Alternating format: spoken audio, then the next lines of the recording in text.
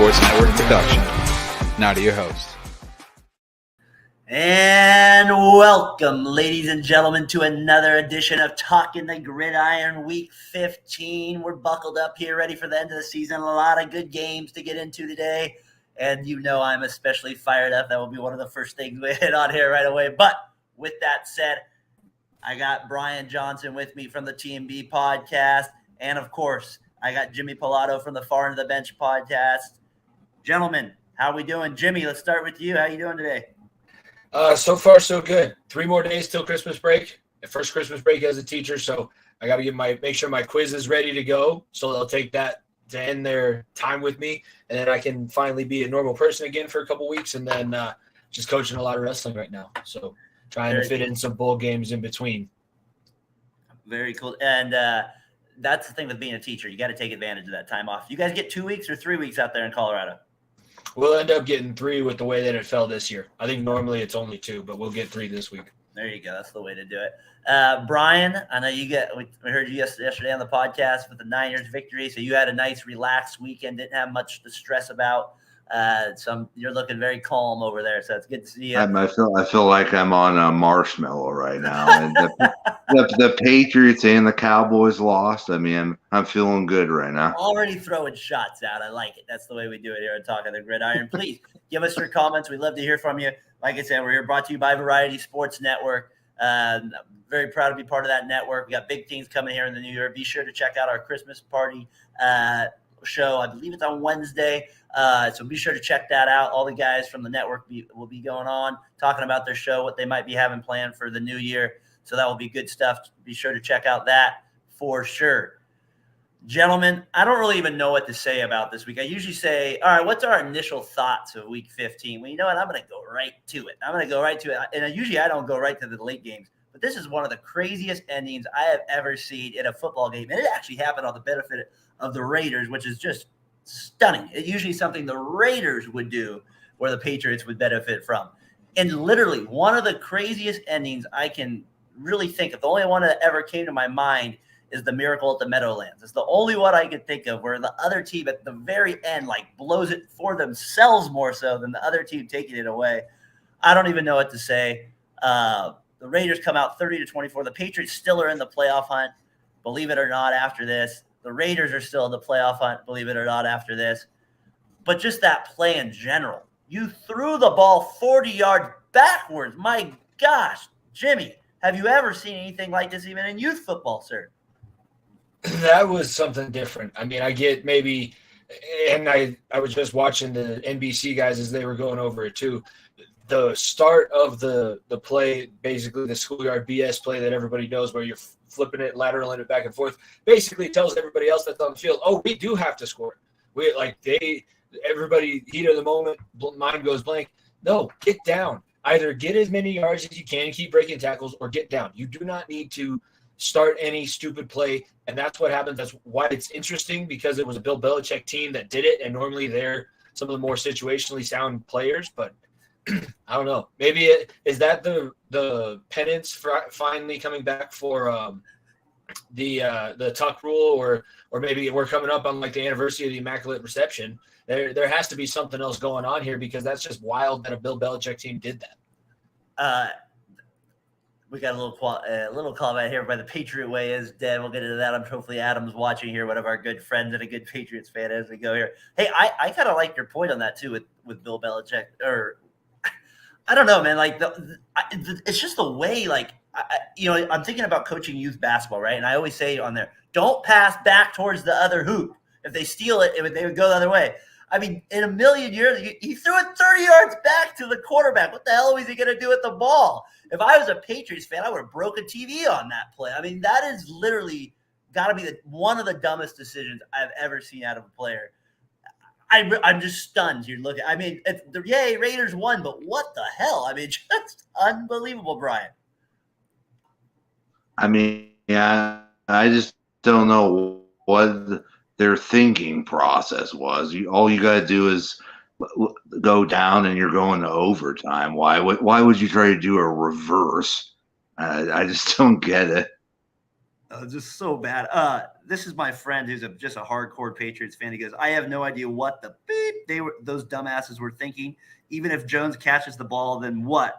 A beep idiot. That is that is a Raider. That is a Patriots fan texted me immediately after the game, so you could feel their frustration. So Jimmy, I guess real quick with the Patriots. I mean, me and you never were super confident in them to begin with, but is there any way they recover from this? I mean, they have a pretty tough schedule to finish the year. I think they got Bills, Dolphins, and Brian, who else they got? They got somebody else you told me. That's a tough schedule. They play the Bengals next. Bengals too. Okay, so yeah, that's a really hard schedule. There we go. I'm looking forward to that now. I don't think the first half is going to be pretty. I think it's going to be like three points scored total, but then Joe Burrow is going to figure something out. And Bill Belichick is still the only person who hasn't gotten the memo that Matt Patricia calling plays for your offense isn't good. It's not beneficial. It doesn't help anybody out. I really don't have any confidence in this team. I think that whatever they end up doing, first round exit is probably just kind of. They seem a little bit to me like the Commanders of a few years ago, where they're a nice story, maybe win one, sneak by somebody, but they're not going to be dominating, making a big run to the playoffs. Incredible. It just. I mean, and of course, the Raiders go 6-8 on it. Like, it's not, you know what I mean? It's like, it's just nothing that at the end of the day for the Raiders. It really doesn't. And they blew a 17-3 lead. They're up at halftime again. So I'm glad that's the only thing that came out of that. Just a crazy game. I couldn't feel like we could start anywhere else. That was just one of the wildest finishes I've seen in a while. From there. We got just real quick. I want to also let people know we're going to have we're going to have a guy from the podcast. How do we say it? They have such a out of their mind. How do you Falcon Mind podcast? How do you Falcon Mind? Thank you, Jimmy. Thank you for that. And with that said, they're going to be on here in about 10 minutes. So we're going to save that Saints take for a little bit later with the Falcons there. But let's move on to another game I thought that was very interesting here on Sunday, which is that Jaguars-Cowboys game. Only because we talked about the Jaguars last week when they beat the Titans, and we kind of were like, the Titans kind of blew that. Then we weren't really sure on the Jaguars. But then you get a good performance today out of Lawrence. Throws 4 touchdowns, over 300 yards, does throw the pick. I mean, I guess in some ways, like, are you more impressed with the Jaguars or are you more disappointed in the Cowboys? What's your thoughts, Jimmy? I watched parts of this game. It was on Red Zone quite a bit, especially towards the end. And it is impressive just to see the level of competency that they did have. I kind of thought that they were kind of more down and out after going through the Urban Meyer whole debacle last season. I didn't think that they were going to be even close to decent this season. And they are. Trevor Lawrence is good. He's getting better. I don't think that he's the Peyton Manning so far yet, but it is still early. So who knows what's going to happen. They were able to overcome a very bad fumble. That's a big thing for me. They had one of the worst things that could happen to you towards the end of the game. Trevor Lawrence gives up on a great play. Initially, he made the scramble, got the first down. All you need to do is go down, makes one more cut, realizes, these are NFL athletes playing around against me, knocks the ball up in the air, loses it. They were still able to overcome that and get the victory in overtime. It is very impressive for the Jaguars. I don't necessarily think that it's bad for the Cowboys. It's not disappointing. It was a look-ahead spot anyways. They got a couple tough games. I think they play the Vikings still coming up left on their schedule. I think they were more focused on the games in front of them. And, yeah, the Jaguars are a scrappy team. You can't look ahead of them, but it's not like they're going to totally derail your season based off of one fluky win, because that was definitely a fluky win. I don't think that the Jaguars had any real right to win that game. They just ended up making the play when it mattered.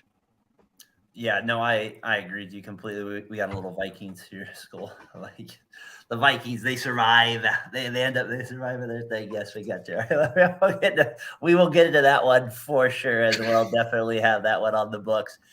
You don't get that type of game every day. But back to this one real quick. I don't know, like when we talked about I'm actually a little bit more impressed with the Jaguars, I guess, because I was kind of starting to think they were a little bit kind of shaky in the water there. And then Lawrence ends up having the big, couple back-to-back pretty solid games here. That one replay they had, Jimmy, you probably saw it if you were watching Red Zone, where he throws the ball through Diggs' hands when he goes to knock it down. I don't know if you saw that on the slow motion. That was just crazy how that ball got through his hands into Zay Jones' hands there to set up the tying field goal. Just how inches right there. But I don't know, Brian, your thoughts. I know you said you were happy about the Cowboys losing, but I mean, the offense is still starting to put up points again. The defense has been pretty good for the most of the year. Are you super concerned for the Cowboys? Yeah, I mean, this is recent Cowboys. They just can't get it done at the end of the season, and then they end up losing in the first round, or they can maybe make it to the second round. But this seems to be every year for the Cowboys. I don't know. I mean, that's just I'm more concerned with the Cowboys. They almost lost to Houston, and then this is another loss, and I'm not impressed with them. Well, let me ask you this: right now they'd be facing Tampa in the first round, and they'd be on the road. What do you think? Do you think, Jimmy, that would be a scary game for them? I mean, you just got done playing the Bucs. You think that's a pretty easy cake win for the Cowboys? The Buccaneers can't put two halves of football together because the team that I watched dominate, and even in dominating the Bengals, they still only scored 17 points. The team that I watched dominate them in the first half was not the same team that I saw in the second half. So I don't – they're going to end up in the playoffs because I'm glad that we get to finally talk to the Falcons guys when they do come on, but it just looks like everyone else in that division – everyone's dying, but Brady just knows how to – it's like an actor who knows how to die a little bit better in the team. They're going to keep him on stage. They're going to send him on to the playoffs just to get slaughtered.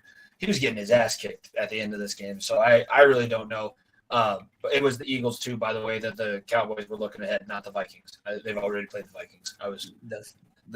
And I thought that I want to give that guy credit at the end. I mean, it wasn't really Prescott's fault on that last interception. That was a drop ball, in my opinion. And then that was to me, that was just a really good interception to be able to stay on your feet, first of all, not roll over at all and catch that ball from, never even heard of that dude's name either. First time I've seen him ever play football. I'm a guy who watches an unhealthy amount of college football. I've never seen him play. And that's why I thought it was kind of a cool quote where he's like, that's a play you dream about since you're 8 years old. Ever since I started playing this game, to be a guy to make a play like that for us to get the win. I mean, if you're a defensive back, that's the greatest scenario for you possible. So really cool. That was a great game. I was at the pizza place watching that game. The crowd was going wild when the Cowboys lost that one, obviously, out here in Northern California. They were definitely super excited about that one. I just feel like that's kind of an interesting matchup possibly with that 5-4 matchup, if it stays that way with the Cowboys and the Bucs. That will be the most overhyped game on the history of ESPN. But with that said, that game would get over. We'll get at least four days of ESPN coverage. It's 7.5. You get every inch out of Ed Warder would come out of retirement for that one, I believe. They're going to start talking about it tomorrow. That's how hyped they are. But I do expect Stephen A. Smith to do some Cowboys ripping tomorrow. Well, we do. On first take. You don't say that name on this program. You shut that. We don't talk about that. Give it your skipper. All right. With that said, let's bring in who we were just talking about. Let's bring in our Falcons guy here, John. How are we doing from Out of Your Mind, Falcon Mind podcast? We're glad that you could finally get on the program, sir. I know it's late out in your territory out there down in Georgia. Thank you, sir, for joining us tonight. We were just talking about the Cowboys and the Jaguars. We were saying who were a little bit more disappointed in the Cowboys. Were you a little bit more impressed with the Jaguars? You got any thoughts on that game real quick? Yeah, no, first of all, thanks for having me. Yeah, it's a little late, but it's okay. I mean, my kid doesn't have school tomorrow, so I'm good. I can hang out around a little bit longer. But that probably, I don't know, man, maybe a little bit of both. I mean, the Jaguars starting to become a team now. I think Trevor's starting to be a guy that everybody thought he was going to be coming out of college. You get some guys around him, but I mean, everybody waits on the Cowboys to do this time of year. So I don't know. Yeah, there's a lot of people smiling. It seems like if you're not around this time in the Cowboys, they kind of they were expecting it from them. Right.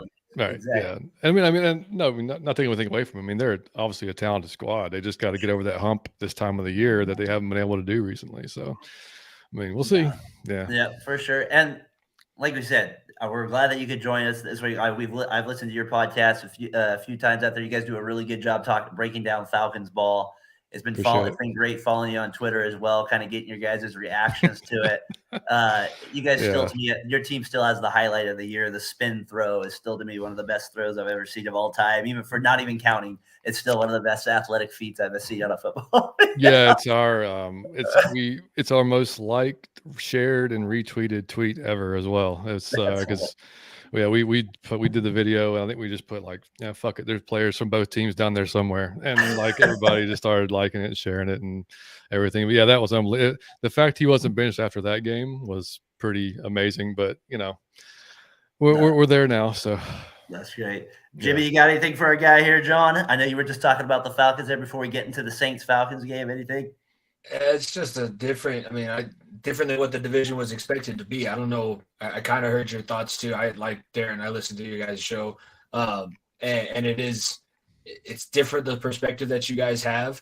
And I just feel like, is this what you expected the season to go as? Are you happy that you still have a shot at winning the division, or is it more like painful to think that you have a shot every week and then this stuff seems to just happen? I mean, I'll be honest, man. Like, beginning of the season, we're all expecting the national media was like 2-15, worst roster in football, everything. And we obviously, as close as we follow the team, we figured like, okay, that's a little ridiculous. We thought maybe 7 wins, something like that. We still figured that we'd be near the bottom of the division. We thought for sure the Bucs would win the division, Carolina would be a little bit better, and Saints would be pretty decent, and the whole division's trash. So I mean, that was so unexpected that the Buccaneers would do what they're doing and just keeping us in it. And that's kind of what, I mean, we didn't know what to expect. We figured Mariota was going to be that bridge type of guy to get to Ritter.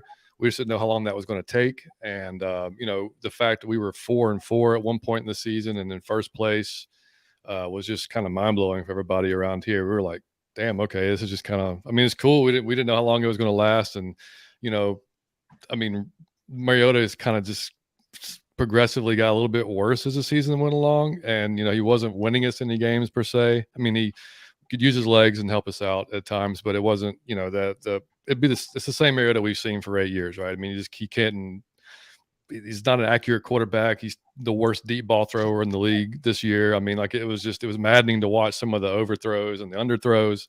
So, and it wasn't that we thought that Ritter was going to be that much better. It's just he's a rookie. So let the rookie go in there and make rookie mistakes. That's fine. We just want to see what we got going in the next season. And we've kind of felt like this division race that we kind of kept staying in was keeping Mariota in the starting lineup longer and like keeping us from seeing Ritter earlier. So it was kind of Falcons fans were kind of on each side of the fence. They either wanted to keep winning and shoot for the playoffs, or they'd be okay if we lost a few and if it got Mariota out of there earlier. So it was, it's not at all what I expected. If you'd have told me we're in the hunt per se, or even have a chance in December at the beginning of the season, I've been like, I'd take that bet all day long. Be like, hell no, there's no way that's going to happen. But here we are, and we still. I mean, and the Bucs lost obviously today. So I mean, and the Panthers lost. So here we are. We're still technically in it. So. And let's get into your game too. We talked about we touched on the first game we touched on was the Raiders Patriots and just that crazy finish that we talked about. The Jags. It happened to a better team. I loved it. Oh. Well, I'm a fan of the Raiders, so that was interesting for me to experience that on a different end. Let's go to your team though here. Yeah. They end up on the losing side, like you mentioned.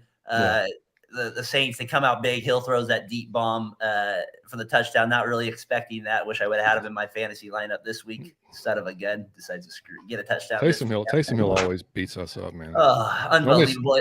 Unbelievable. And what do you think about your guy? I mean, Ritter, 13-26. There's part of his quotes there. Obviously you're going to have nerves and anxiety just getting out there. For your first start in a crazy environment. Goes on to say he would give himself a C- or a D. Says we executed the run game, but obviously I didn't do well enough in the passing game. Sounds like a guy that's obviously realistic about what he did out there. You're on joining us, so let's get your thoughts first, sir, on the game. Yeah, I mean, my expectation going in, I mean, everybody was excited to see him. The mental aspect of the game, we never really had a doubt with Ritter. I mean, he's probably one of the more mature quarterbacks in the draft that was taken. And so athletically, physically, nobody was really worried about that. It was just a matter of him getting into the offense. Arthur Smith runs a pretty complex offense. So like he said last week, he felt like these last 4 to 5 weeks, He was able to really grasp the offense. He wasn't allowed to wear a wristband in practice. He had to memorize all the cans and memorize all the checks.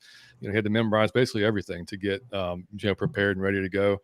So stats wise, I just wanted these last 4 games, I just wanted to see basically, his decision making. Is he calm? Is he poised? Does he make good reads? Has he got the arm strength? All that stuff, all the intangible stuff you kind of look for in a quarterback. I don't expect him to go out there. I mean, Kenny Pickett come out in his first start and threw 4 picks. Like I just, I want to see just some competence, some good decision making, and I totally expect some rookie mistakes out of him. So I just thought Arthur Smith's game plan, the way he called the game, did him no favors. I mean, it was like the first play of the game, deep shot to CP down the field. We did not run the ball. We were the 3rd best running team in the league. We didn't run the ball at all to the second half, and then we started destroying it. I mean, Tyler Algier went off today, and I mean, we had 231 yards rushing. And if we'd have started off the game kind of easing them into the game plan a little bit, like maybe it'd have been a different outcome. But, he just – I mean, it's great that Arthur has that much confidence in him. But, I mean, he was just letting him sling it and putting him in situations where this wasn't the most advantageous, to him as a young quarterback. So, I was more upset with the way Smith called the game than I was with how Ritter played the game. I thought Ritter settled in nicely as the game went on. And then, Drake Leonard doesn't drop that catch at the end of the game on 4th and 5. We know we're setting up for a tying field goal, possibly even going into winning it. Who knows? But, I mean, that's just, hell, that's the way it is. I mean, I'm kind of used to it, as Falcons fans. Yeah. So we're kind of, that's the title of your podcast. That's the title. That's, Give me the story writes itself, man. Yeah, no, for sure. Jimmy, your thoughts on the game and the Falcons, Saints? And I mean, like I said at the bottom there, yes, you're reading that correctly. They are both in the division hunt still. So, maybe your thoughts here on this just crazy NFC South.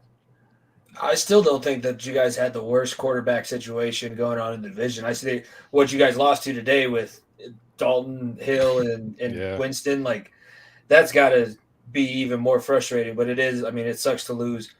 Arthur Smith, I don't know. I thought he was going to be a much better head coach when he first showed up. I thought he would be more along the lines of like the Kevin O'Connells and the Brian Dabolls. Mm-hmm. I think I graded him. I think I was on college radio at that point. I graded him like one of the highest hires of his class. And it just hasn't necessarily translated all that quickly. I think it's obviously been better than Matt Rule, who was also hired around that time in the same division, but it hasn't been what it's been expected. Like, he's not his dad dropping 25 large on roulette 18 or whatever and then saving his business. He's trying to take those risks. I just don't know if it's truly going the way that he's expecting it to.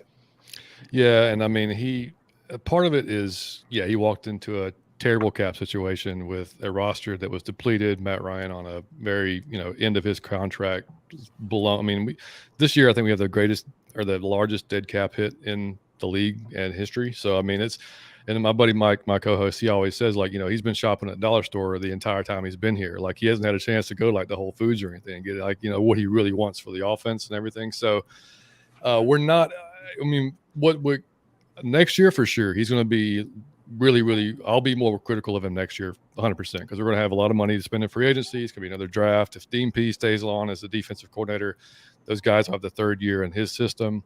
And like you said, Dalton, we make mid to bad quarterbacks look amazing, like all the time. I mean, it's maddening. I mean, it's, 3rd down and whatever they're converting, it just drives us nuts. But I mean, today I think the Saints were only 5 of 11. They started off hot on 3rd, and then we got somewhat better throughout the game. But and the thing that drives me nuts about Arthur is a lot of times he'll outthink himself. Like today in the first part of the game, in his post conference, he said, they were stacking the paint. They were coming up in the box.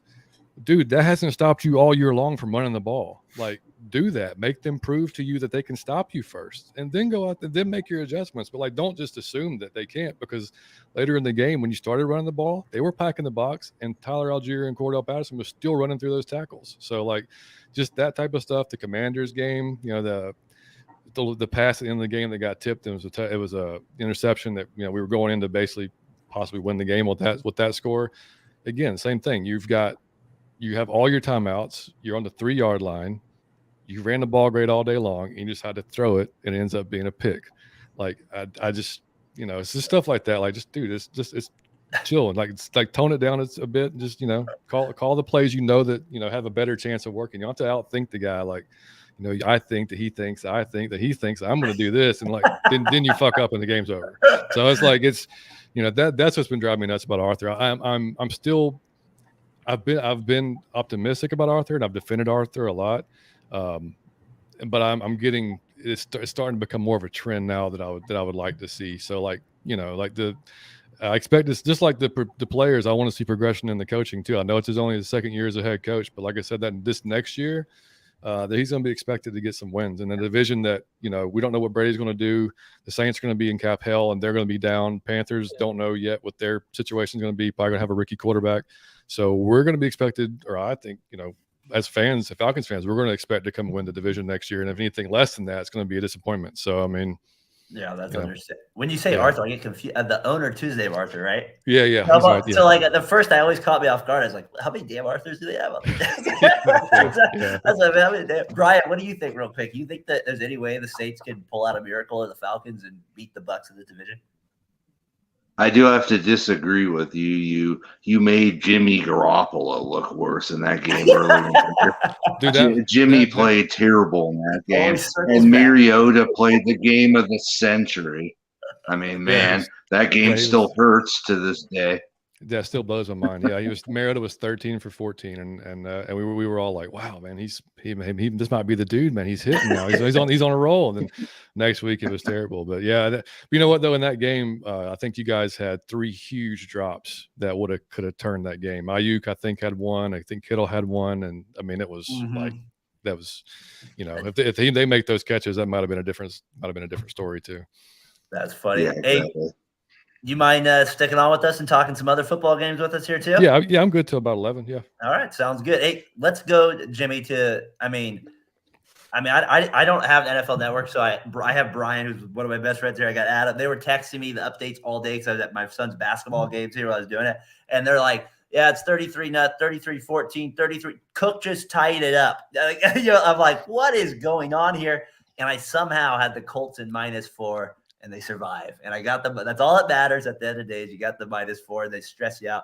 I mean, just one of the most unreal comebacks you'll ever see. And it's almost fitting you're on here tonight, sir, given Jimmy, the quarterback of some of the most famous comebacks here recently. I don't even know where to go, Jimmy. You just go. What's your thoughts of the game, sir? The Colts are something different.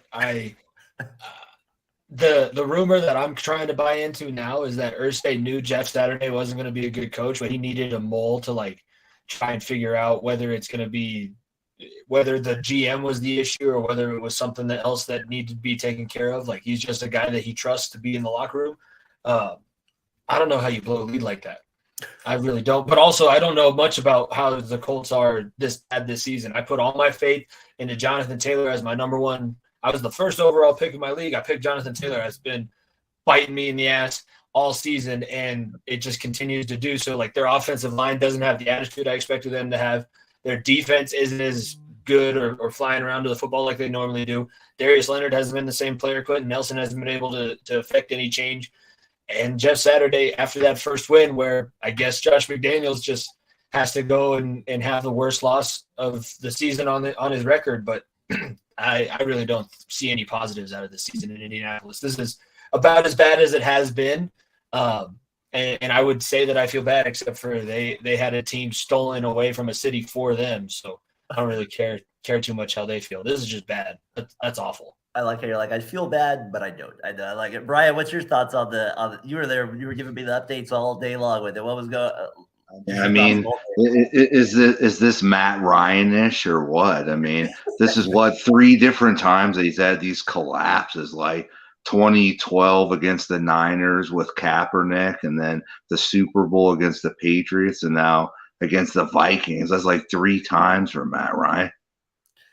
Well, why don't we go to somebody that knows Matthew Ryan well? What do you take of maybe this game in general? I didn't think it necessarily had all to do with Matt Ryan, but he is at the helm for some of these. So what are your thoughts of the game and maybe this stigma Matt Ryan now has as a guy that blows leads?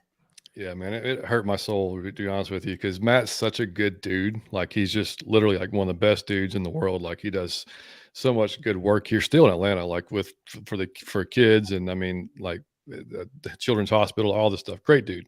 Yeah. Yeah, and like and unfortunately those coming like he's got a shit ton of fourth quarter comebacks. Like right, I don't forget how many, but it's up there as far as like fourth. So like he's got that going for him, which is great. And like you said, Darren, I mean, yeah, he's not. When we were talking about earlier on our show, Mike and I was like, I'm looking at the defense going like, what did y'all do in the second half? Because you allowed no points in the first half and all of a sudden like explosion of points, in the second half. So like pointing the finger there, but also some of it's on Matt because, you got to sustain drives too as a quarterback, and you have to, keep the offense or try to keep the offense on the field, which, some people point at the play calling for that being the problem as well. So, it just sucks for Matt, man, that he's got that around his neck. I mean, biggest Super Bowl loss comeback, and now the biggest loss in NFL history, regular season comeback. But and my wife's from Indiana. She was a Colts fan, and she was just like, "What the?" I mean, like she reached for the Falcons too, but she, I need Matt to just go ahead and call it a day after this season, and be a quarterback's coach somewhere, or just enjoy his family, move on. Just because I mean. That's just the saddest thing. Like people aren't going to remember the fact that he basically wrote the book on quarterback footwork out of the shotgun. Exactly. He and Kyle Shanahan both. Yeah. And the beginning of Matt Ryan's career, I was watching after the Falcons put a true tribute video out on social media when he left, because the first one was nothing. Yeah. After they put a true tribute video out and saw his highlights, I was like, damn, that is right. He used to just be able to do – the Falcons game used to be fun to turn on just at the end because you're like, there's going to be a Hail Mary. Yeah. The kid from Boston College is going to throw it deep, and Roddy White or Julio Jones is going to jump up there and make a big catch. Like, it isn't that far removed, but now that's not the first thing that you think about when his name comes up. No, it's unfortunate, man, because he's going to have. I mean, his numbers are if you just look at the numbers alone, they're Hall of Fame worthy. It's just a matter of, those that big moment in the Super Bowl, obviously, and then now this on his resume, it doesn't help. But and it's here in Atlanta. I mean, I just for years I could do an entire show on this alone, but they didn't. We always draft a shiny new toy and everything, but very rarely do we go draft offensive line or really upgrade or work on the trenches or defense. I mean, hell, even the Super Bowl year, our defense was ranked pretty low, but we would take the ball away, so that was a good thing, and Shanahan had us scoring so many points, it didn't really matter. As long as the defense held the teams under 25, we were going to win the game for the most part. So it's just, it was a shame. I mean, they didn't. He had some great weapons while he was here, but some of the other stuff that you would like to see the team add, they just never really did. So. But yeah, the Colts is just a mess this year. Everybody thought, at least here in Atlanta, like Matt's going to go there. That offensive line, Jonathan Taylor, good defense. They're going to go, lose 3 or 4 games, maybe be even a Super Bowl contender. So this season for them, man, just abject failure for them. There's no other way to put it. You mentioned Matt Ryan's fourth quarter stats. Just give people, he does have 38 fourth quarter comebacks, 46 game winning drives. So he does have good history, obviously, of winning. Used to be a guarantee. I couldn't bet during that time. That was a lock. Matt Ryan's back in the fourth. And the Colts, enough with these 1-year fixes. Draft a quarterback. Yep. Yeah, that's what did Phillip Rivers make the playoffs last year with the Colts? I was trying to think. Did they Phillip Rivers was the last that one. That was 2 years ago. Yeah, 2 years ago. Yeah, it was.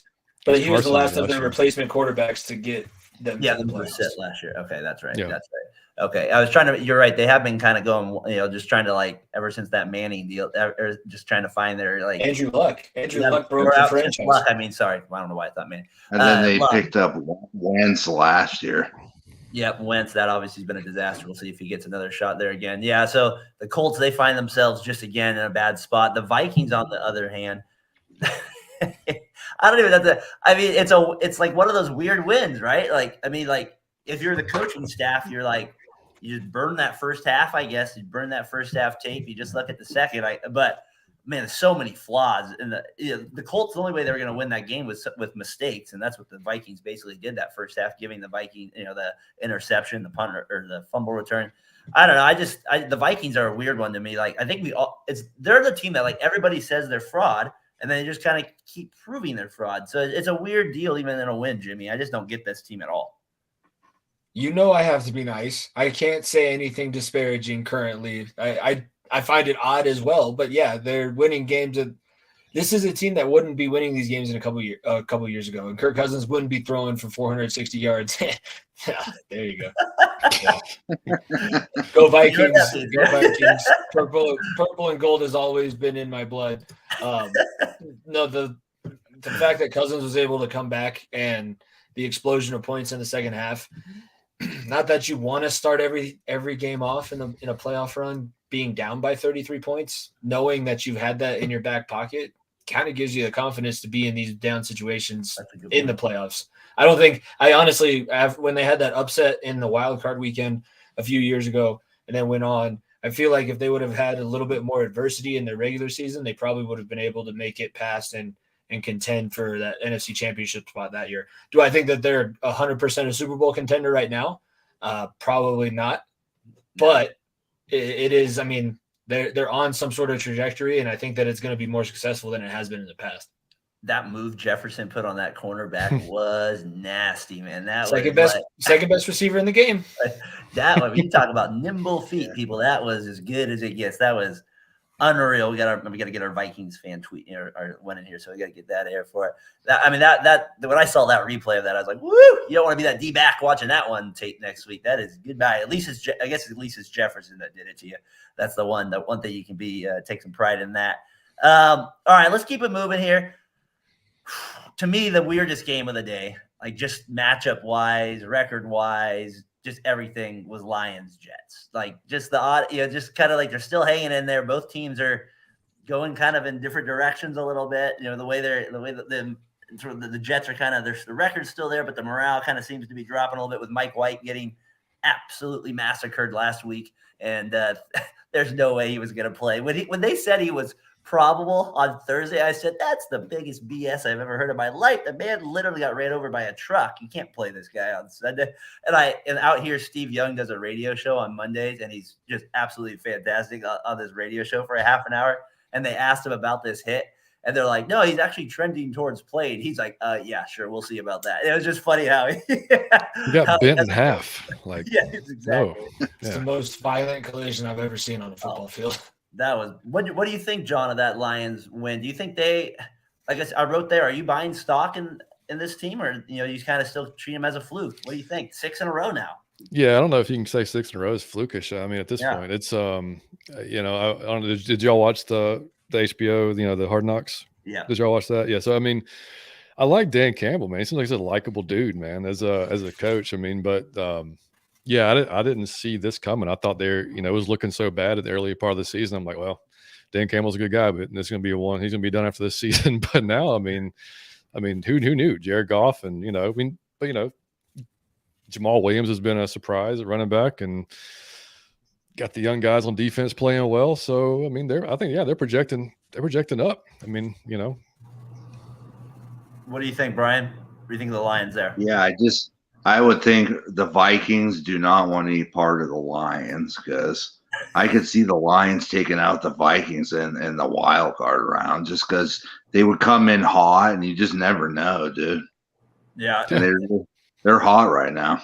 No, and that's a team those are the type of teams you don't want to play in the playoffs. Is when they're coming in like red on fire like that, especially when their offense is starting to click a little bit. Red hot and really no expectations. I mean, exactly. And like Campbell, he went from probably getting fired at one point to now coach of the year material. Heck, if he goes on to win every game the rest of the season, I don't see why he wouldn't be in the running. You own the Rams first round draft pick too. Yep. That's a good point. They're going to get even more stacked after next year.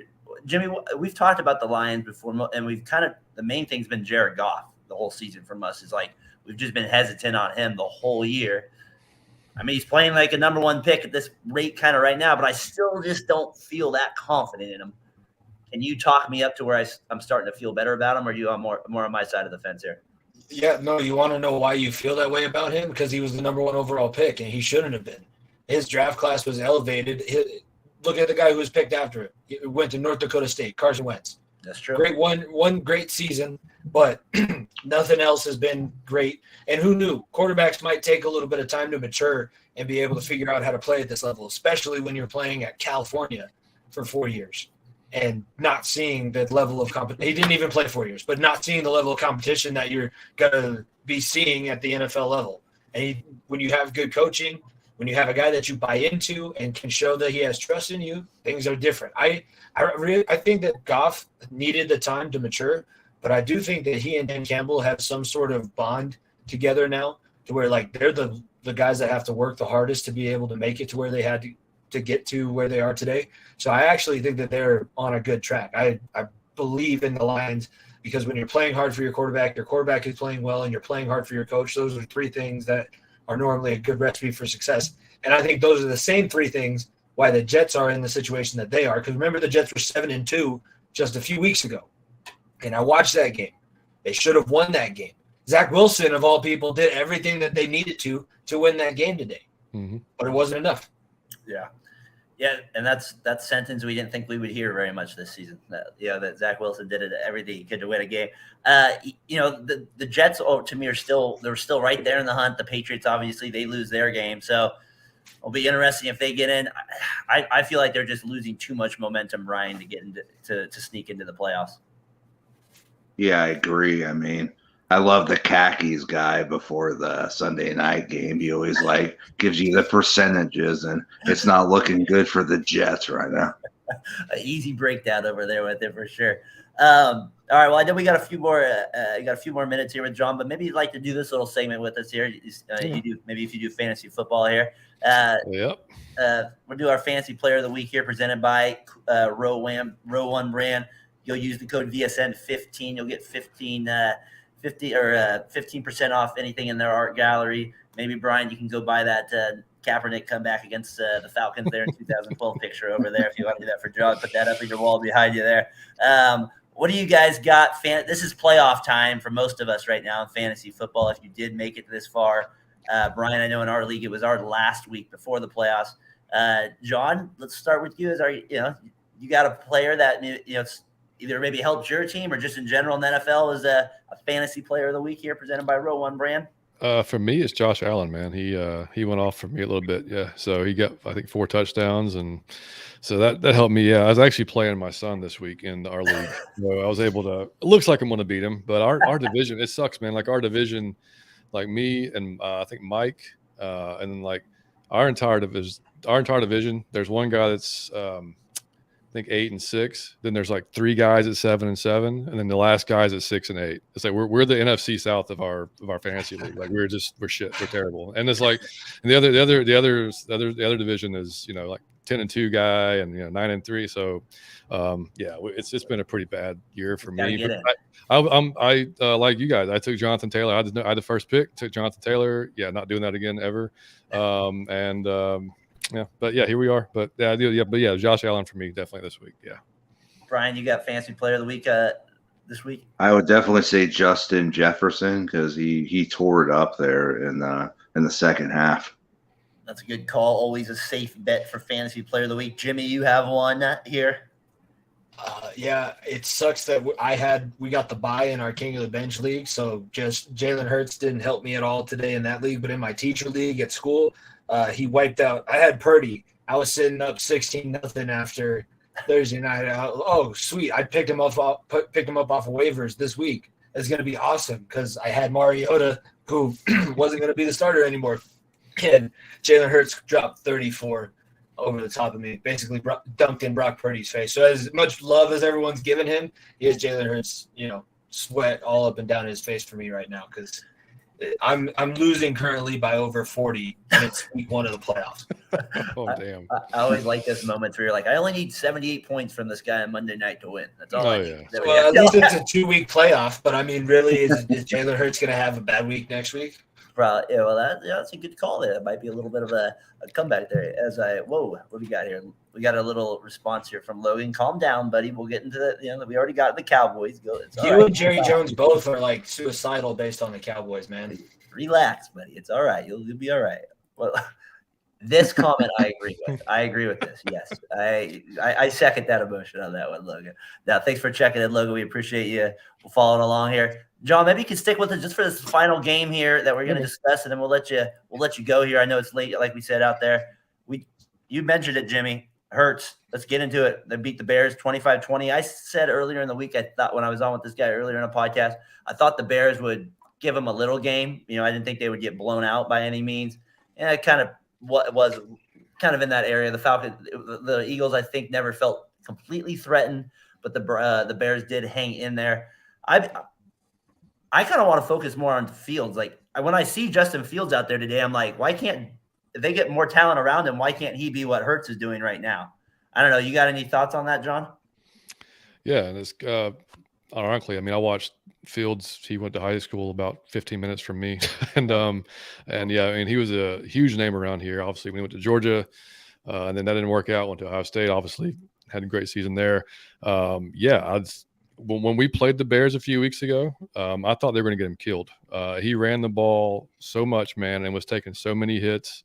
But it reminded me of like, you know, when you're young and you're playing like in a school or with your buddies, and it's like there's one dude on the field that's like clearly better than everyone, and he just takes the ball and runs every play, and then, you know, whatever, like he's the guy, you know, that's what I felt like in that game. I mean, and you know, we won that game, but I mean, they like you said, that if they build around him, I 100% believe Justin can be that type of guy.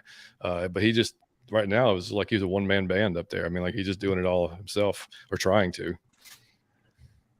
What do you think, Jimmy? We talked about Hurts there a little bit, you know, about what he did with his 3 on his fantasy day. You think Fields we've talked about him a little bit before. And when I saw them out there today, that's just kind of what hit my mind, was like, wow, they get talent around him. Why can't he be this guy? And he was taken higher than him and was a better prospect, as John just said, coming out of high school and even into college. So I don't know. Are you starting to turn around a little bit on Hurts? What do you think? Physically, they should be the same player, but I think the difference would be the leadership quality that you have to look for in a quarterback. And I know that Jalen Hurts did transfer too, but he finished out his job and was a stand-up guy. And Nico, and I say that every time that we talk about Jalen Hurts, especially going back to his days at Alabama, like everyone at that point was transferring as soon as you lose your starting job. He didn't. Matter of fact, won him an SEC championship after he got benched. And then after he was graduated, transferred out, got his situation better. So I think I haven't seen that leadership quality from Justin Fields like I've seen from Jalen Hurts. And I don't know if Justin Fields, even if they get that talent, like the dudes in Philly play for Jalen Hurts. I don't know if the dudes in Philly are going to play for Justin Fields, one, because they're going to see him getting hurt every single time that he has to run the ball more than 10 times. And it's ridiculous to do that to your quarterback anyways. But there are other times where it's just like he thinks that he's the shit, and you haven't put you haven't put anything up there to be the shit yet. Like, you're very talented. You have to go put in the work. Otherwise, you're just Marcus Russell. Yeah. Ouch. Yeah. Ouch.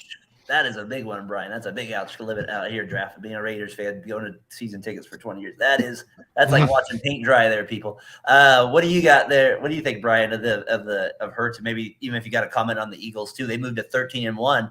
I know you got to be a little scared of them with your Niners. Yeah, I mean, it looks like we would probably have to go into Philly, but it wouldn't be until the NFC Championship game. So, but I do feel like we match up well against them. It would be a tight game. So, but let's get back to Fields. He looks like way better than anyone in that draft class. Like, Mac Jones hasn't been that great. Lawrence has been kind of overrated. Lance hasn't even played. So it's just been. I was on this podcast the other day. They asked, would I rather have Fields or Lawrence? That was a tough one for me. I ended up going Lawrence just because of like kind of just some of the prototype things you like out of a quarterback. What do you guys think? Would you take Lawrence or Fields at this point? Sounds like Lawrence for you, Jimmy. Yeah. Yeah, I go Lawrence. Yeah, I go Lawrence. Yeah. I mean, take Lawrence too. Yeah, I mean, a lot of folks in Atlanta wanted us to draft Justin to sit with behind Matt, you know, and just but they obviously didn't do that. They took Kyle Pitts instead, which I'm not complaining about. We just got to get, you know, a quarterback that can throw him the ball. But I mean, yeah, and like you said about Jalen, I mean, yeah, I mean, he got benched during the championship game and was his biggest cheerleader on the sideline. Like, the dude was standing there waiting for him to come back.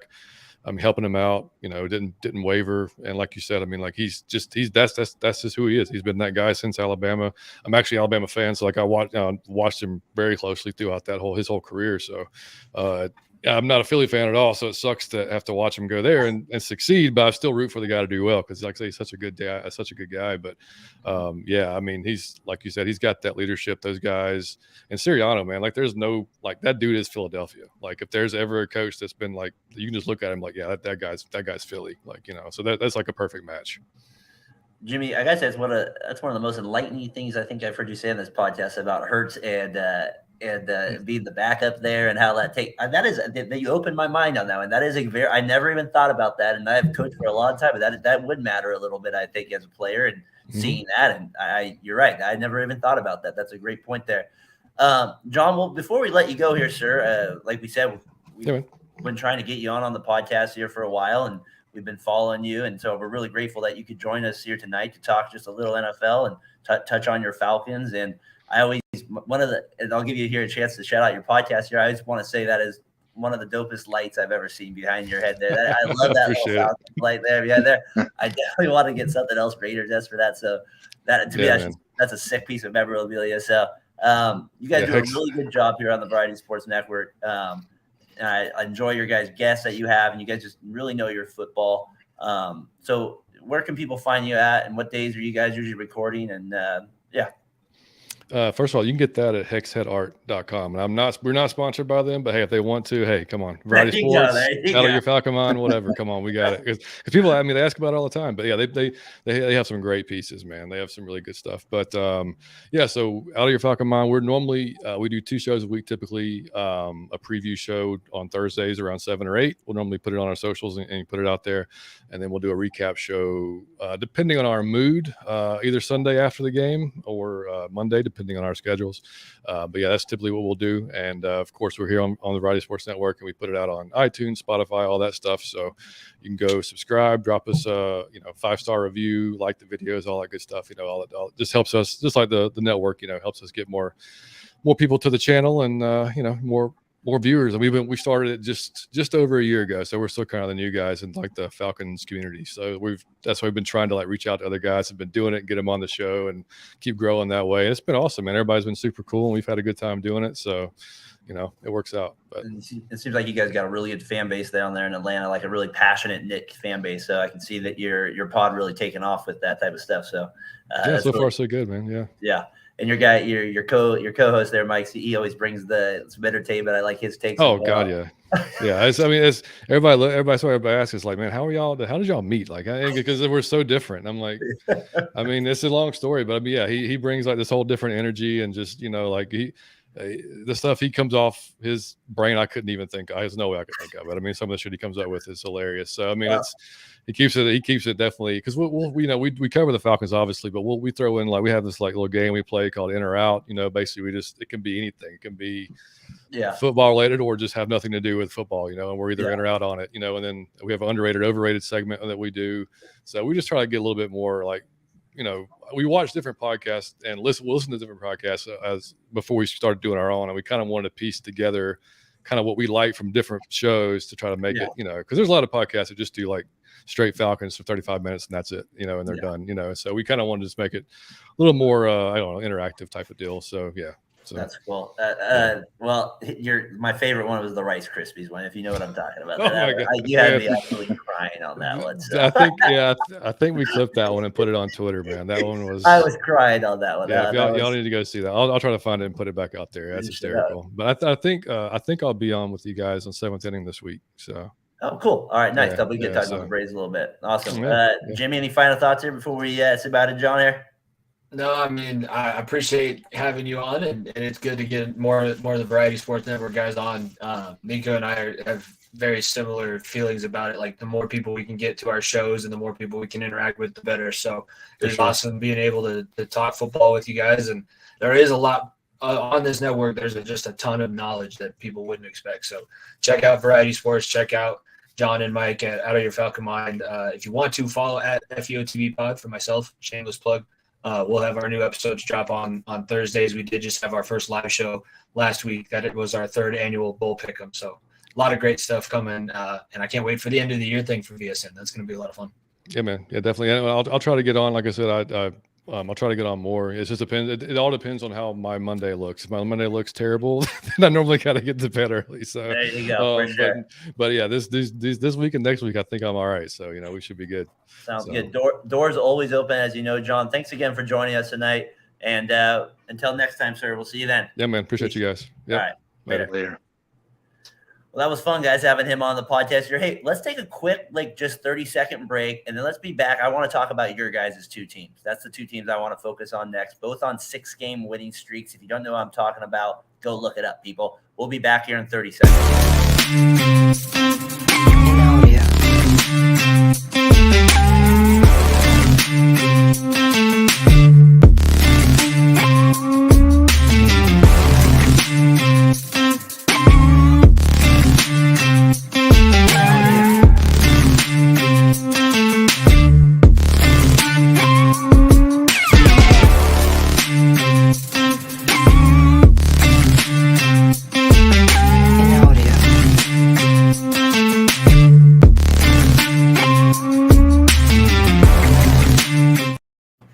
All right, and we're back here on Talking the Gridiron Week 15. A little bit different there, but that was good, guys. That's been kind of what we wanted, guys coming on like that, talking different about their teams, checking on different NFL, getting different perspectives on the games. So really thank John for coming on out here. Like you said, almost 11 o'clock out his time, or it is 11 o'clock, so really appreciate him coming on, joining us late there to talking a little football. Gentlemen, let's move to your teams here. The Bengals and Niners are just red hot. I mean, just both on fire. They both get their 6 straight wins. I disagree. Do you think? I'll let you talk about you can talk about your teams as we answer this question here, Jimmy. Let's start with your teams first. The Bengals. I mean, they look really good against Tom at the end of the second half. They just completely turn it on. They rally there for 4 second half touchdowns, hitting Higgins, hitting Chase at the end to give you guys the lead there. We talked about the Bucs already enough. Let's go to your Bengals. What do you think? How impressed, how confident are you feeling now as a Bengals fan? Not confident. Rope-a-dope is not a sustainable strategy. I'm sick and tired of it. I'm over the first half BS all the way back through the playoff run. I couldn't even do a post-reaction show to the Super Bowl because I'm just sick and tired of it. That was the one game that they showed up in the first half and they ended up blowing the lead. I can't – I'm fine with it. I'll take the 6-game winning streak, obviously, and they're successful. Probably going to win the division. Knock on wood. Hopefully now we wrap up with kind of a tough schedule. But if we win against the Bills and the Ravens, we have clinched our division and at least a home playoff game, possibly 2, depending on – how the records shake out with the Chiefs and the Bills, but I am not confident. Wow, that game was not – there was nothing to gain from that. Why can't Zach Taylor get his guys to go in the first 30 minutes? Why can't Joe Burrow play like Joe Burrow in the first 2 quarters of football? Why does Joe Mixon suck ass in the first half? Why does the defense give up touchdown after touchdown, and Lou Anarumo has to go into halftime and make his adjustments before we can play like a competent NFL football team? I would like all those questions answered before I am confidently saying we're going back to the Super Bowl, because those are the kinds of things that get your ass beat on a playoff run. Going down by 17 and thinking, we'll just turn it on in the second half. And that's not happening against a playoff caliber team. The Tampa Bay Buccaneers are not a playoff caliber team. They're going to make the playoffs, but this is nothing to be happy about. It's almost a bad win in a way. Brian, me and you are not Bengals fans. What do you think of the Bengals? I think I don't know. I just like that team. I think they're streaking at the right time, and I think they're my dark horse in the playoffs. I definitely think that they have a shot to get back to the Super Bowl. I think. I don't know. I guess sometimes when you're a fan of a team, you can be a little bit too critical of them. I can respect that. I like that, and I think that like you were of Jimmy Garoppolo. I think that's probably the way to look at it, right? Like you were of Jimmy Garoppolo. I will say this, Jimmy, that to your point about the Bengals, when you do watch a team like every possession, you do see the ins and outs of, like you said, against you're comparing your teams against the Chiefs and the Bills, right? I mean, that's I'm assuming you're doing. That is, I mean, we're the 3rd seed or close to the 3rd seed in the AFC currently. Yeah. And that's the part that So you don't really have as much confidence in it as I thought you would going into it. But that is a very good understanding reason why you wouldn't, because of the first half failures. I guess they kind of then have a little bit more of what the Vikings had, right? And plus that going to the Super Bowl last year is they feel like they can always win any close game. So in some ways, that's almost your guys' greatest weapon, I feel like. I'm not going to complain about being able to make the best adjustments at halftime. I would just like to be able to game plan well enough going into the game not to have to worry about our second half adjustments. Like let's come up with something. The Falcons game was a perfect example. We scored 35 points in the first half because we came out, we were on top of things, got after a team that we should have gotten after. I was expecting much of the same today against the Bucs, and when Tampa Bay showed up and scored 2 easy touchdowns, it was not pretty in my household. That's going to be how I'll put that. Wasn't pretty. Wasn't pretty. I can respect. And I had to sit through Tony Romo's ass again. Oh, yeah. Tony's not your favorite. All over Tom Brady. And then, yeah. Well, maybe maybe Joe Burrow is kind of becoming the GOAT. Shut the fuck up for 2 seconds. 2 seconds. I didn't get the chance. I couldn't take a sip of water because you were talking the whole goddamn time, Tony. I forgot you were the Tony Romo guy. I forgot early on in the season when we did that. Oh, that's great. Well, I'm kind of with Brian a little bit. I still think the Bengals, I'm feeling more and more confident about them, but I'm going to, it's hard for me not to lean towards you a little bit. I'm going to say this. I'm not standing on that hill as confidently. I maybe got 1 foot and rolling off slowly here. That's how most Bengals fans are. We've had so much heartbreak. Like, we don't want to get too overly confident. Yeah, no, I can that, and that's understandable. I mean, that's where I am with the Raiders in that sense, and you guys are similar with that stuff over the years as well. So I can respect that. Brian, let's go to your Niners then from that standpoint. I know you do not feel the way Jimmy does against the Bengals. You're feeling so pretty right now. You're feeling good. I know it about the Niners 6-game win streak. You beat the Sea Chickens, like you call them, to win the NFC West. The Seahawks completely have regressed like we thought from the beginning of the year. The Niners defense, as I've been saying throughout the whole year, and Jimmy, we give you a little shout out. What was it last week out on the podcast? Giving you a little bit of a hard time and good fashion fun about your take on the Niners all-time defense. Brian, I just think they just hit at a different level than any team in the NFL. They're red hot. I know Purdy's their third-string quarterback. Give it to me. Why are they the favorite as the top seed here to come out of the West or out of the NFC? Excuse me. I mean, they're physical. They know exactly who they are. Like they're running their identity to perfection currently. And when a team at this level is doing that, even as a 3 seed, they're dangerous. I agree. I think that they would match up very well against Philadelphia. I think they probably beat Minnesota, as much as that's going to get me in trouble, but San Francisco is turning a corner at the right time. I would say that they're the ones turning the corner. The Bengals are almost there, but they just still have a little bit more stuff to iron out. I think San Francisco is pretty much a well-oiled, almost finished product. Brian? I'm watching the Commanders right now, who we play next, and if Heineke plays like that, we're going to destroy that team. He's just played awful tonight, like 2 turnovers. He's not throwing the ball well. And I don't know. Our defense is a well-oiled machine. And if you don't come at us great like Mahomes, you're going to have a hard time beating our team. So Fields is the one. Let's get a little quick convo on it. All right, let's get your confidence meter on against the Eagles right now. How you feeling? I would definitely say I'm at an 8 right now. Whoa, I like it. That's a B in my book right there. That's a B. Jimmy, I mean, you're from afar here, but let's get your confidence meter here in the Niners possibly beating the Eagles. I would say probably a 6. All right. I like that. So we get that. I like that. That's real. That's a good realism. I wouldn't want it to happen. If I'm going to root for anyone outside the Bengals, I root for Philly, mainly because of the Rocky thing. No, I can respect that. I think you and Chris Collinsworth should have a podcast because you guys would rip the hell out of us. Yeah. Now here's a guy. Yeah, I can do that.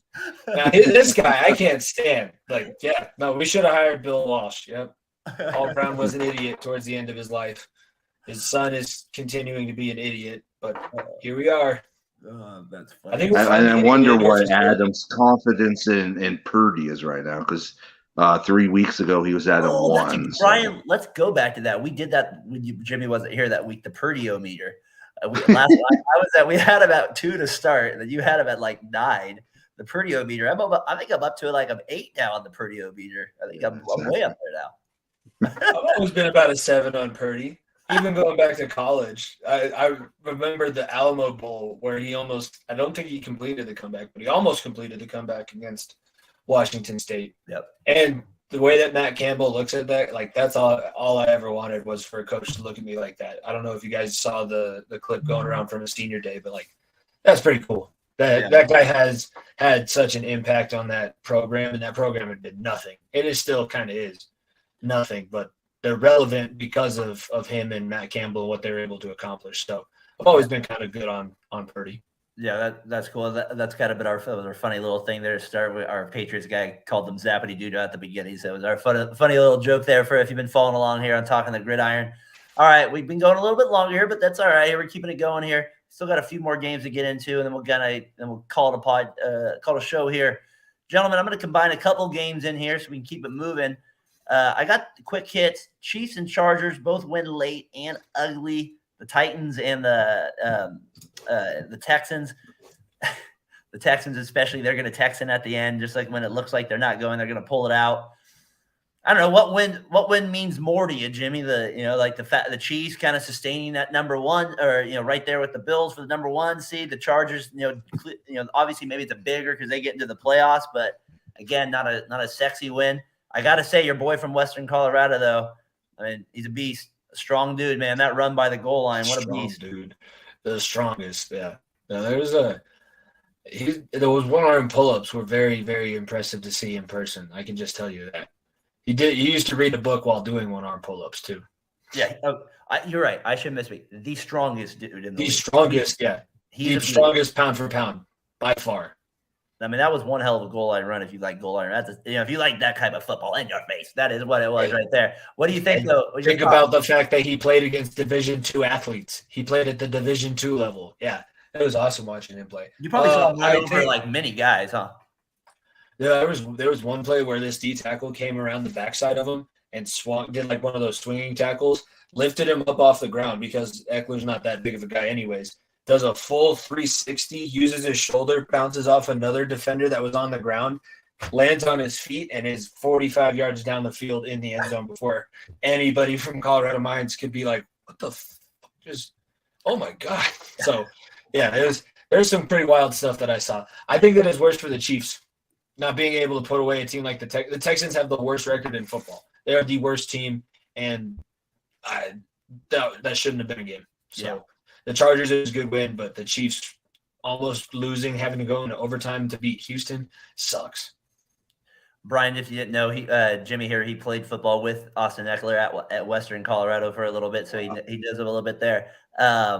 So he saw those pull-ups in person. He probably didn't have a shirt on when he did it either, people. If I was him, I would not have a shirt on. I was going to say, I would never wear anything other than just shorts. I just walk around with my shirt off all day long. Brian, what do you think? Chiefs or Chargers here? I would say the Chargers winning is big because now they get to the 6th seed, and that would be an intriguing matchup. Chargers Bengals in the wild card. I mean, you got Justin Herbert against Burrow. Ooh, that would be a sexy matchup. What do you think of that one, Jimmy? Herbert's got to get there first. Oh, I like it. Yeah, I remember that Raiders game last year at the end of the year. That's true. There was that.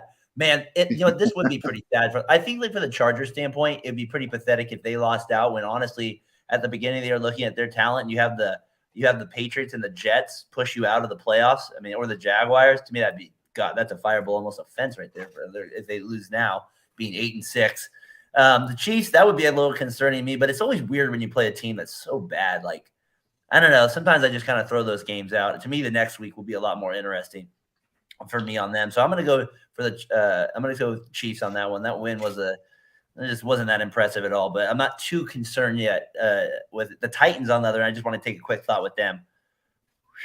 that is a playoff team that probably will get run out very quickly, I would think, as well, in their matchup with anybody they play. All right, guys. There was just a lot of games this week because we had no buys, and in case we're not on here for 8 hours, I'm gonna we can talk about all these games, but we'll do it at our own style here. The others, I'm gonna call them Steelers, Broncos, Browns, Bills. I guess we could have called them the Steelers and the Killer Bees. They all get wins in week 15 here. Is there a victory that stood out? We'll touch on a little bit on every team here, but what is there? Maybe Jimmy, you want to give us maybe a Broncos angle there? No, the window is still past. I think that Hackett is still on the outs. The only wins that would have mattered would have been wins beating the Chiefs, because even if they win out the rest of their games, that's 6 wins on the season. And the last 3 coaches I think that they've hired have all had 6 wins in their first season. So you're really just repeating yourself at this point. And they always beat the shit out of the Cardinals because the Cardinals suck. I think I saw the stat of Cliff Kingsbury after week 5 in his college coaching career and after week 8 of his NFL coaching career, he's got a total of 32% percentage points of wins. He's winning at a rate of 32% after halfway through the season. He's the worst coach at this time of the year. So the Broncos, the whole game was just I should have bet. I didn't even know that Randy Gregory was back, by the way. I live here, and I didn't know that he was cleared. I always get a kick out of the Rippin guy being the quarterback because I had this when I was a kid, my parents got me this they were called starting lineups, and it was the Redskins quarterback at the time, Mark Rippin, and the headline, Rippin's a star. So in my head forever, I have that headline in so when I see him out there, that's all I think about is Rippin's a star. He's not a star. He's not a star. Not like his uncle. He's not a star. Brian, what do you think of maybe the Bills game? I think it was good for the Bills because they needed a performance like this because the offense has been kind of up and down all year. They were losing though, right? 29-24, right? Yeah, at some point, but yeah. But I felt like at the end there, you could see the offense getting it together like they should. What do you think, Jimmy? The Bills, it was a snowy game. I love that machinery gets it out. They had fans throwing snowballs at receivers. You had a cameraman. That poor cameraman was sitting there doing just minding his own business. I kind of want to ask you about that part too with the snow. Have you played in snow games like that where you've had people throwing snow at you while you were playing football? Or I'm just curious. Is that a factor ever in these games? Not the fans throwing snowballs, but I was the long snapper, so we were playing in a blizzard to the point where they stopped spraying the lines. We were winning by enough in the playoffs that they stopped spraying the lines off, and they tried to put a PAT down. And ball slipped as he put it down. He kicked it, went right where it shouldn't have gone for me. So it's my worst experience in the snow game that I can remember. It's good for them. It's also good. I mean, that's the second best team in their division, and the Dolphins. I almost think that this was a week where the Dolphins had to prove something, and they proved that they are able to play with the Bills. It's very difficult to beat a team 2 times in a season, so I don't think that we should be putting too much on them. Kind of like I'm hearing more slander for Mike McDaniel and the Dolphins over the past couple of weeks than I had been earlier on in the season. This is probably as best case scenario as you can get for the Dolphins losing this game to the Bills. And the Bills, you get a good, tough win against a quality division opponent. You're used to being the doormat of your division or not having playing against one other team that's almost on your level. So this is a good test for them, and it's probably a good spot for the Bills to have a tough matchup. I was impressed with the Dolphins at least showing up in this game in the cold. I thought, Tua hadn't played in any cold weather before. Didn't really seem to be. Hey, it snows in Alabama. Yeah, it does, but I guess it was his first game under 45 degrees or something like that. So which I thought was interesting. He seemed fine out there. I thought he played pretty well. The snowball thing was funny, but I was thinking about what you said last week, Jimmy, when you said the fans in Buffalo embrace the cold. Well, that's they do. There is no fan base. There was some video going viral. These guys are kind of crazy. Some of these Bills Mafia. There's somebody who jumped off an RV and broke a table, and it was just hilarious. He fell right on his arm, and he's like, yeah, but his lip was quivering. He probably broke his arm as he did it. Just complete. I don't know what the cold does to you, Brian. It turns you into crazy. Those have to be the craziest fans I've ever seen, man. Well, you've never been in the black hole, right? You've never been in the black hole out there. You've never been drunk in the snow. You think you have superpowers. That's all I'm going to tell you. You guys wouldn't have had that experience being Northern Californians and all. No, we've been drunk in the rain, maybe, but not in the snow. That's for sure. All right, let's real quick. Steelers beat the Panthers. Not much to get into there. Yep, Browns, they beat the Ravens. That actually does mean something for you, though, right? Now you guys have the division lead, though. Yeah, but, I hate all the other teams in my division. They all suck for different reasons. I can respect that. We got to get Rev on here one time. I got to get his thoughts on the Steelers one last time before he calls it quits because, I know they won, but seeing Mitchell out there has got to be just such a demoralizing thing when you had Pickett out there for weeks looking like he was improving. And then, it's Mitchell. I don't know. I just can't. It's unbelievable to me that he threw 2 touchdowns today. So good job for them. They beat the Panthers. I wasn't expecting it. So I don't know. I guess not impressive enough. So there he is. Those are the others. So we'll move on here. All right. Monday Night Football, guys. We're getting close to the end here. Real quick predictions. I got the Packers beat the Rams. I got them covering the spread at 7, and I think they'll actually go under here at 39.5. I think the Rams will. I think the Packers will win something like 24-10. Any thoughts, Brian? Yeah, I think Baker Mayfield comes down to earth and the Packers win the game. I say 27-13. I'm also I picked the Packers on our show. I'm sticking with the Packers. I just don't think the Rams are good at all. I don't know if this is going to be McVay's last go-around because I don't think that he wants to go out on a season like this, but the season for sure is definitely dead for the Los Angeles Rams. Man, that is a Cancun season if you've ever had one, man. That is call it out. It's just like a 2-hour drive too. Early. Go right over the border. Brian, real quick here, update 20-12 is what I have in the fourth quarter. You got the same thing there, big guy? Yeah, I think they're down in the goal line. They're down by 8. They're reviewing something. I'm not sure. Are the Commanders about to score? Is that what you're telling me? Yeah, that's what I'm about to tell you. But they have to get the 2-point conversion in order to tie it. Feel free to do it. My wife doesn't cut me off at any time. Thankfully, she doesn't listen to this podcast. All right.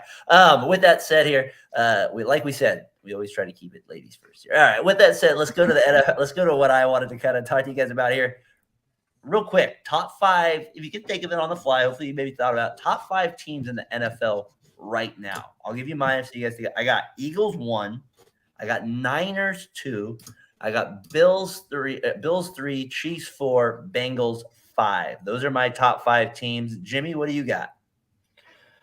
I have the Eagles 1, the 49ers 2, the Bills 3, the Bengals 4, and the Chiefs 5. Good call. So give me you had the Bengals 4, Chiefs 5. Okay, so and you can't be ahead of the team if they beat you already. Yeah, that's fair. And you guys beat them in the playoffs. Brian, what do you got? I got Eagles 1, Niners 2. Then I'm gonna go the Bills, the Bengals, and then my fifth team. Yeah, I would go with the Chiefs as well. So we're both me and Brian putting the Chiefs ahead of the Bengals, disrespecting the Bengals. But maybe what Jimmy said about them scared us, so we put him at number 5 for that reason. That's what we'll say. Jimmy made such a good argument. He's such a good teacher. He proved. I don't need any more people on my bandwagon. The bandwagon broke last season. Get off that bandwagon. We know what Brian used to have a Bengals jacket back in high school, so he's not quite a bandwagon fan. He had a nice Bengals jacket. We always the engine can't support this much weight. We need to lighten the load. That's what my dad does every year. He goes for the winners, and I don't like that. I don't know what the Niners did to him in the past, but he's like left that team, and it's like whoever wins now. I'm like, come on, Dad, you can't do that. Well, when you come out here to visit him in a week, we'll have to have a sit down with him and discuss that. Get that off your chest. Make sure we get that going here. All right, here. Let's go to our let's go to our winners and losers of the week here, brought to you by SeatGeek. Like we said, you go use the code VSN, you get $20 off your first purchase of any game there. Jimmy, you got a winner and loser of the week this week in week 15? The loser is definitely the Colts, just because I don't know if it gets any worse right now. The winner, I think the Bills. 'Cause Bills are winning games that are tighter.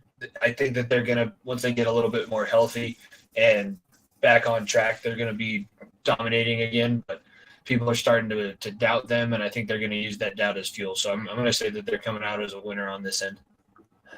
Brian, you got any winner and loser of the week here in NFL Week 15, brought to you by SeatGeek? I'm just going to give an update on the Commanders-Giants game. Let's go here. The Commanders couldn't convert in the end zone, so the Giants are going to win. So that means the Cowboys officially clinch a playoff berth. Cowboy Nation, you can rejoice. Let's go back to this. You don't have to blow your brains out. It's not worth it. Stay focused on your job. You're doing a great job at VSN. We need you there. You do this part we can still agree with, but we do not need you to leave yet, Logan. Stay focused on the good. So, Brian, thank you for that update there along with it. Get back to your winners and losers here of Week 15. What do you got? My losers, definitely, I'm going to keep going with the Titans. What were you thinking trading A.J. Brown in the offseason? Because that's not looking good right now. And for my winner, I would have to go. I'm highly critical of him. He's my head coach, Kyle Shanahan. He's done a great job as a coach, having two of your quarterbacks go down, and you're the number 3 seed in the NFC. I'm sorry, Kyle Shanahan. I was too hard on you. Brian, that's a big deal for you saying that right now. I think I'm getting a little tear from that right now. It's a little emotional hearing you say that right there. My loser of the week, just for Adam's sake here, Patriots. I mean, like, you threw a 25-yard pass backwards to lose a game. I mean, I don't know how much loserish you can get to that. So to me, that is loser of the week by far, probably loser of the month. Brian, I also want to let you know you can't use A.J. Brown. You're not allowed to use him 3 weeks in a row. So just heads up, go to the next week's podcast if you're out here with it, messing around with you. And for winner of the week here, I got the Jaguars, guys. I mean, I thought they were dead in the water 2 weeks ago. They pulled out 2 wins. The interception, I love that quote from that guy. What's our guy here? Jenkins? No, what I got his name here. I got to get it up here one more time. I'm not going to get it right. Jenkins here. Like I said, that is the stuff. When you're a kid, you dream about these moments out here. And they do it against the Cowboys, the packed house there in Jacksonville, a small market there. To me, that's the winner of the week here with it. So, again, winners of the week brought to you by SeatGeek. Last question, gentlemen, and we'll get it out of here. Jimmy, who's your sneaky? Can't be a top 3 team. Sneaky Super Bowl team. If you had to end today, if you had to just put some money out there on a team to, hey, this team might get hot, get in the Super Bowl, what's the team you're picking? I would go with probably. I'm going to say the Cowboys. If they can't be a top 2, I would say that the Cowboys would be my sneaky team. That if they get hot, Yeah, that's fair. That's fair because they get the Bucs in the first round too. So that might be an easy win to get out. Brian, you got a team there? I would go the Chargers because they have all the talent in the world to do it, and they have I love Herbert as a quarterback. He was not on his game as much today, though. He did struggle a little bit today, but the Titans always do play you a little bit tough once in a while. They're on the road. Jimmy, thanks. Yeah, that was a good podcast. It was good getting John on here, wrapping up Week 15, getting his thoughts on the Falcons and also his other thoughts out here on the NFL. And like you said to him perfectly, we just would love to get more people on here from the Variety Sports Network. Please, if you're tuning in, don't be afraid to hit us up and say, hey, can we jump on? And maybe, either hit me up, hit Jimmy up on Twitter or DM us and let us know. We're always game for that kind of stuff. So that was really cool that he was able to jump on with us. So again, check out his podcast there for sure on Variety Sports Network. I'm sure they'll be talking about the Saints-Falcons the Falcons lost this week here. Jimmy, your podcast, like I mentioned, you guys had a good podcast this week. Talked about a little bit of soccer there, repping up Messi. I'm sure you guys might get into that again later in the week. I'm not sure. You guys did a good job with your football picks this week on Friday going live. That was really cool. Little updates, where we can find you at, all that good stuff here, far into the bench. We'll have another episode drop Thursday. Probably talk a little bit more about some Christmas traditions and stuff like that, since this will be our last podcast we release before the Christmas holiday. So be on the lookout for that at FEOTB Pod. Follow the Far End of the Bench on all podcasting platforms. Subscribe to the YouTube channel. We're not going to be doing it's not going to be every week that we're going live, but we will start having more and more live opportunities, probably, especially once the playoffs start coming around, and some of these bowl games as they finish up, we'll be going live for big reactions there. And that's what you guys can kind of expect from us at FEOTB Pod, like I said. Like I said, you can find Jimmy over there. Go to bed, man. Go to bed. Logan, that's not going to happen, buddy. Go to bed. Brian, where can we find you at? You're now doing the T&B podcast with Tyler Saturday mornings, right? Yeah, we're gonna preview the Commanders game and basically just go over a recap of the Seahawks win and probably talk about playoff matchups and get ready for the playoffs since we've clinched the division. So that's good stuff there. I was gonna say, is there any final thoughts, any final takeaways here, Week 15, Jimmy or Brian? I can't believe the Commanders came out and I thought this was a flat effort, man. I mean, I don't know. They've been on. I haven't been impressed with them the last couple of weeks. Jimmy, any final thought? My final thoughts is I spent too much time talking about this. I'm ready for bed. I got to get rested up so I can get ready for bowl season and the last 3 weeks where the Bengals finally make the push and change my own mind about where they are with this whole season. And with that said, people, we'll see you next week. Peace. Later. All right, peace.